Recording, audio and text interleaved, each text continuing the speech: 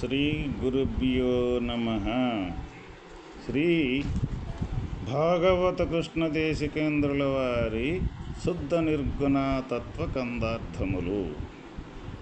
నాయన శిష్య, ఈ పరిపూర్ణ బోధను వివరించుతున్నాను వినడు.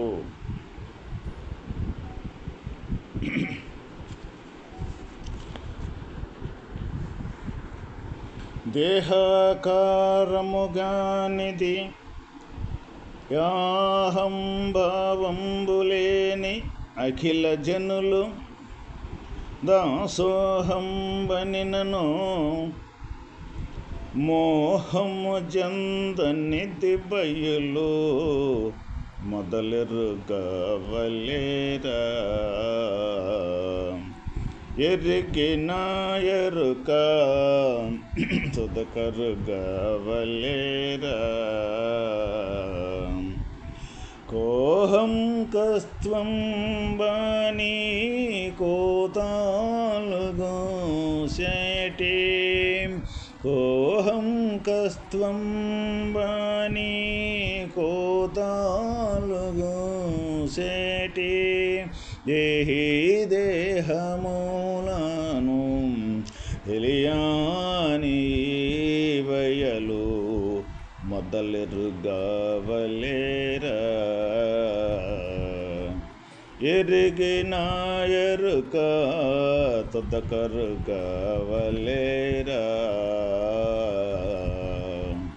నాయన శిష్య, ఈ బట్టబయలు స్థూల సూక్ష్మ కారణ మహాకారణ దేహములు ఏవియూ కావు.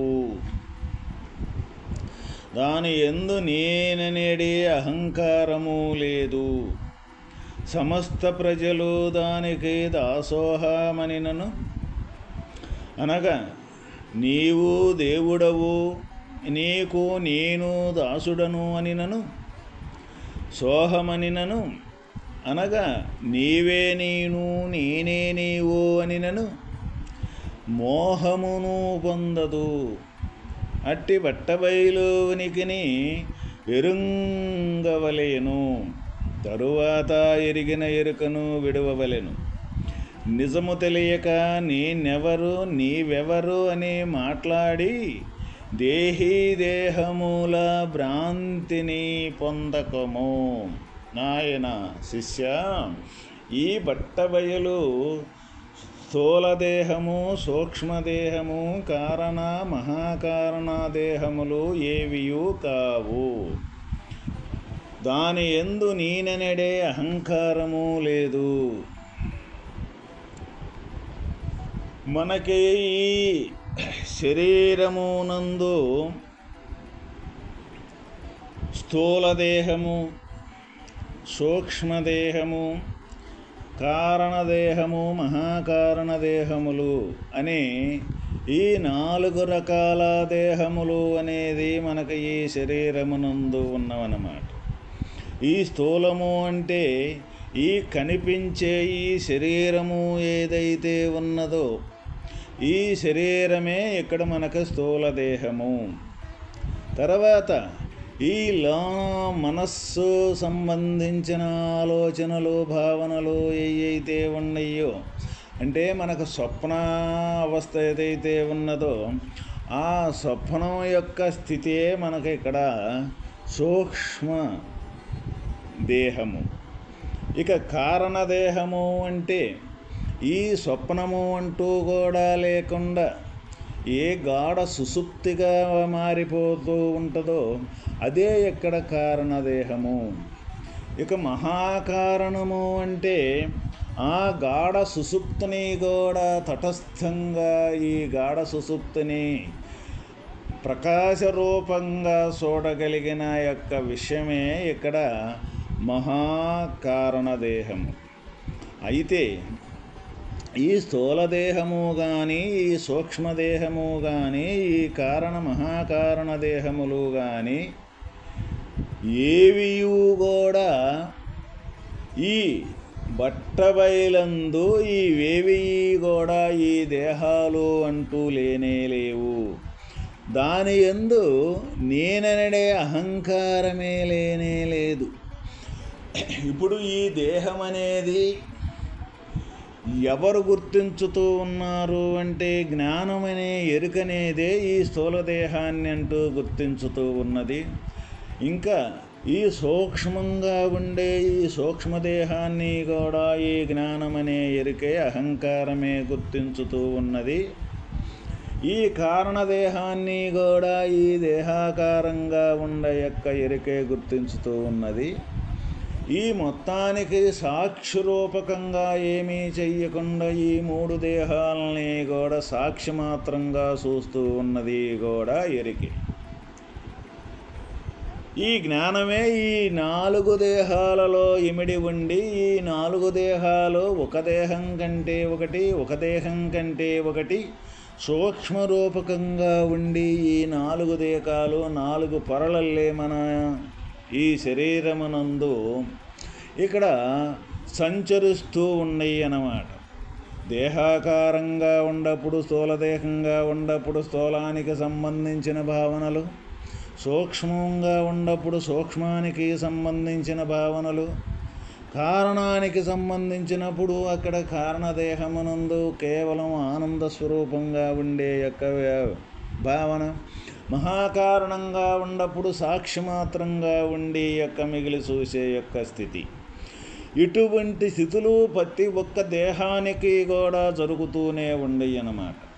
అయితే ఇక్కడ బట్టబయలుకు మట్టికి ఈ 4 దేహాలు కూడా ఎలాంటి సంబంధం అంటూ లేనే లేదు.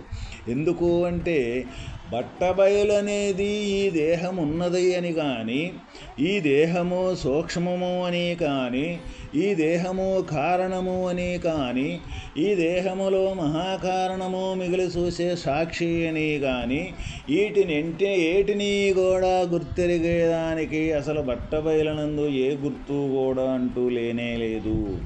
అటువంటి గుర్తులేని యొక్క బట్టబయలు ఈ దేహాలు అనేది ఈ దేహాలతోటి కానీ ఈ దేహాలతోటి ఎలాంటి సంబంధము అంటూ లేవు.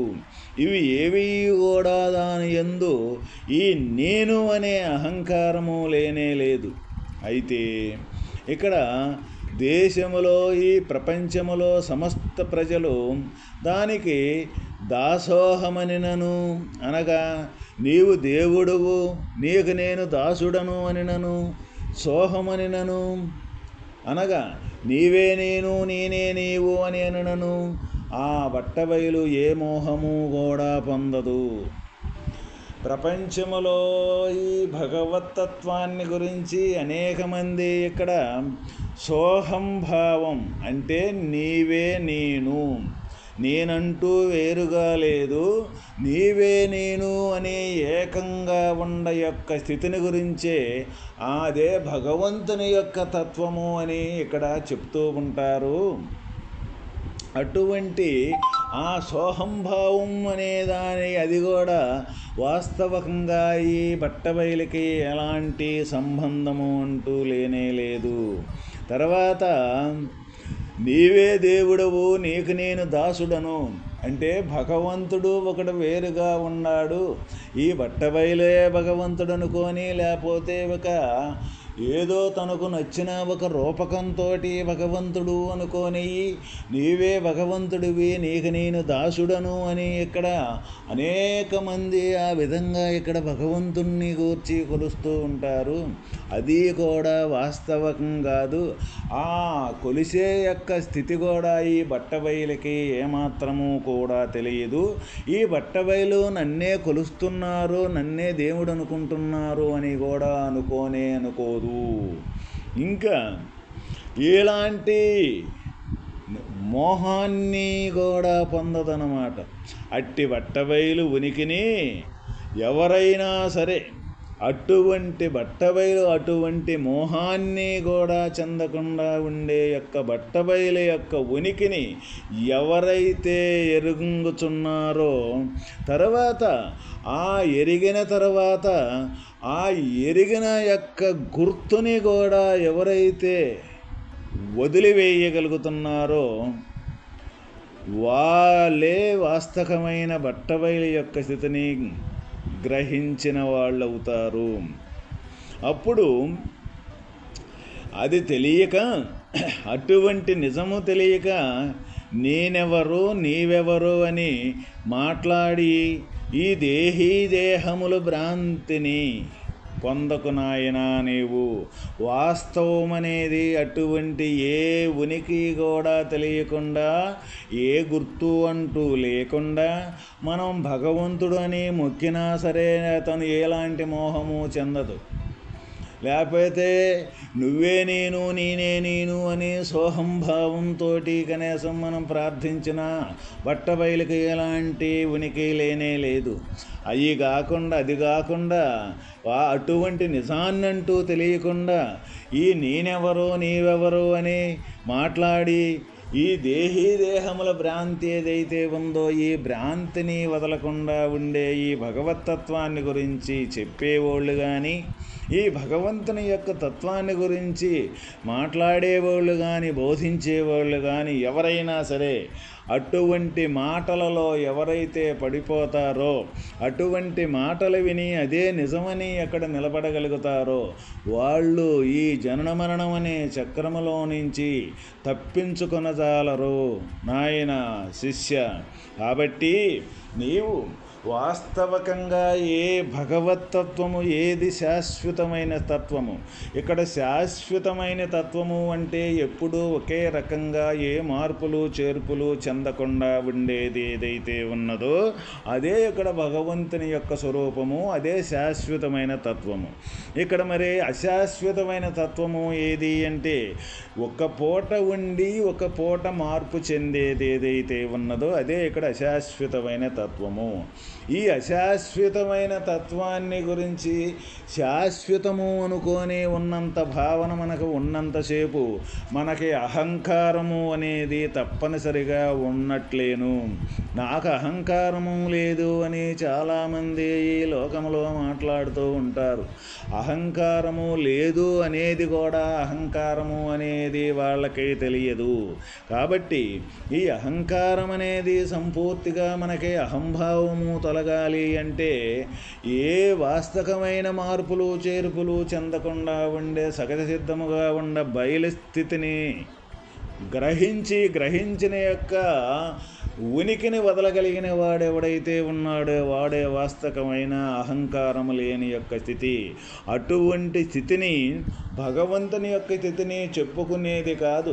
అది తను సంపూర్తిగా అటువంటి రూపకం చెందుకుంటూ సూక్ష్మరూపము చెందుకుంటూ ఆ చెందిన యొక్క గుర్తుని కూడా వదలగలిగిన వాడెవడైతే ఉంటాడో వాడే భగవంతుని యొక్క స్థితిని పొందినవాడు అని ఇక్కడ మనకు పెద్దలు తేటతెల్లంగా తెలియజేయటం అనేది జరిగింది. కాబట్టి ఎవరో ఎక్కడ మార్గములో ఏ మార్గములో ఉన్నప్పటికీ ఏదైనా సరే ఒక ప్రబోధము జరిగేటప్పుడు ఒక పెద్దలు మహాత్ములు వాళ్ళ యొక్క అనుభవాన్ని మనకి వ్యక్తం చేసేటప్పుడు ఆ అనుభవాన్ని మనం ఎంత ప్రయాణం చేశాము అని ప్రతి ఒక్కరము కూడా మనం ప్రశ్నించుకోవటం చాలా చాలా అవసరము అన్నమాట. మనం ప్రయాణం చేసిన దాంట్లో మరి మార్గంలో ఉన్నామా, మార్గాన్ని మనం చేసే ప్రయాణము నిజమైన ప్రయాణమేనా అని ప్రశ్నించుకున్నట్లయితే మనం చేసే ప్రయాణం అనేది తప్పనిసరిగా నిజమో అబద్ధమో అన్న సంగతి పెద్దలు, అనుభవజ్ఞులు, గురువులు వాళ్ళు యొక్క ప్రబోధం ద్వారా కానీ వాళ్ళ గ్రంథాల ద్వారా కానీ వాళ్ళు ఇచ్చిన సందేశం ఏదైతే ఉన్నదో ఆ సందేశం ద్వారా మనం చేసే ప్రయాణం అనేది నిజమైంది అబద్ధమైనది తప్పనిసరిగా తేలుద్ది. అయితే మనం నిజమైన ప్రయాణమే కానీ చేస్తూ ఉన్నాము అని వాళ్ళ ప్రబోధాన్ని వాళ్ళ గ్రంథాలని కానీ చదివినప్పుడు కానీ మనకు తోచినట్లయితే మనం చేసే ప్రయాణం అనేది మనకు బలపడుద్ది. ఇంకా మనకి గట్టిగా అయితే మనం చేసే ప్రయాణం అనేది నిజమేను అని, ఇంకా మనం ముందుకెళ్లాల్సిన యొక్క లక్షణం ఇంకా ఎంత ఉన్నది అని ఆ ముందుకెళ్లాల్సిన యొక్క విషయాన్ని ఇంకా భగవంతుని యొక్క తత్వాన్ని చేరుకునేదానికి సంబంధించిన మార్గాన్ని వీటిని కానీ మనం విమర్శించుకుంటూ ప్రయాణం కానీ చేసినట్లయితే తప్పనిసరిగా వాళ్ళు ఒక రోజుకి భగవంతుని యొక్క తత్వాన్ని చేరుకోగలుగుతారు. లేదు ఈ విధంగా లోక వ్యవహారాన్ని, ఈ దేహం యొక్క విధానాన్ని, ఈ దేహంతో కూడుకున్న ఏ సూక్ష్మ రూపమే ఇక్కడ భగవంతుడని చెప్పే వాళ్ళు ఉండారు కొంతమంది, ఇలాగైతే ఈ స్థూల దేహమే భగవంతుడని చెప్పే ఉండారు. ఇట్లా ఈ లోకంలో అనేక రకాలుగా కనీసం మనకు కనపడుతూ ఉన్న ఈ భగవత్తత్వాన్ని గురించి అటువంటి మాటలు కానీ విని అదే అక్కడ కానీ మనం నిలబడగలిగామంటే వాస్తవమైన పరిపూర్ణ దశని ఎవరం కూడా మనం చేరుకోలేము. కాబట్టి పరిపూర్ణ దశని, పరిపూర్ణ స్థితిని చేరుకోగలేకపోతే మళ్ళీ పునరపి జననం అనేది, పునరపి మరణం అనేది మళ్ళీ తప్పనిసరిగా ఈ శరీరానికి సంబంధించిన అవస్థలు ఏవైతే ఉన్నాయో ఇప్పుడు ఇందా చెప్పుకున్నట్టు ఈ స్థూల సూక్ష్మ కారణ మహాకారణాలతో కూడుకున్న యొక్క జీవితం, లేకపోతే ఇంకా దీనితో కూడుకున్న ఏ సుఖ దుఃఖాలైతే ఉన్నాయో ఈ సుఖ దుఃఖాలు కానీ, లేకపోతే ఇంకా ఈ బాల్య యవన వార్ధక్యాలు అనేది ఏవైతే ఉన్నాయో ఈ బాల్య యవన వార్ధక్యాల అవస్థలు ఏవైతే ఉన్నాయో ఈ అవస్థలు కానీ, ఈ శరీరానికి సంబంధించిన సడోరుములు అంటాం అన్నమాట. శరీరం అనేది పుట్టడం చావటం అనేది శరీర ధర్మం, ఈ ప్రాణధర్మం అనేది ఆకలి దప్పుకులు అనేది ప్రాణధర్మం, ఈ సుఖదుఖాలు అనేది మనస్సు యొక్క ధర్మం. ఈ తీరుగా ఈ షడోర్ములు అనేది 6 రకాల వికారాలతోటి ఇక్కడ అవస్థలు చెందుతూ ఉండాల్సిందే. ఈ బాల్యానికి సంబంధించిన అవస్థలు ఏవైతే ఉన్నాయో ఇవ్వడాల్సిందే. ఈ ఇంకా వార్ధక్యములో ఉండే అవస్థలు ఏవైతే ఉన్నాయో ఇవ్వడాల్సిందే. కాబట్టి ఈ శరీరములో నుంచి తప్పించుకోవాలి అన్నప్పుడు ఈ శరీరం ఉండంగానే శరీరం అనేది మరణించిన యొక్క స్థితిని ఎవరైతే పొందగలుగుతారో వాళ్ళే వాస్తవమైన పరిపూర్ణ దశని చేరుకోగలుగుతారు. అదే ఇక్కడ మనకి శ్రీ కృష్ణదేశిక ప్రభువుల వారు మనకు సెలవియ్యటం అనేది జరుగుతూ ఉన్నది. కాబట్టి ప్రతి ఒక్క సాధకుడు, ప్రతి ఒక్క భక్తుడు, ప్రతి ఒక్క శిష్యుడు కూడా ఇక్కడ మనకి ఎంత మట్టికి మనం ప్రయాణం చేస్తూ ఉన్నాము, మనం చేసిన ప్రయాణం సరైన మార్గంలో ఉన్నదా లేదని నిరంతరం పరిశోధించుకోవలసిన అవసరం ఎంతైనా ఉన్నది. ఆ పరిశోధించుకొని విచారించుకున్న తర్వాత, ఆ విచారణ తర్వాత తను నడవవలసిన మార్గం ఏదైతే ఉందో వాళ్ళు చూపించిన మార్గాన్నంటూ వదలకుండా ముందుకు ప్రయాణం కానీ చేయగలిగితే తప్పనిసరిగా వాస్తవమైన ఈ అచల స్థితిని పొందగలుగుతారు. ఈ ఎరుక యొక్క స్వరూపం లేని దాన్ని లేనట్టుగా నిర్ధారణ చేసుకొని ఉండస్థితి ఇదని గ్రహించి ఆ గ్రహించిన యొక్క గ్రహణను కూడా వదలగలిగిన వాళ్ళే వాస్తవమైన భగవత్తత్వాన్ని పొందిన మహనీయులు. వాళ్ళే ఇక్కడ ఈ జననమరణంలో నుంచి తప్పించుకున్న వారవుతారు. ఓం తత్సత్.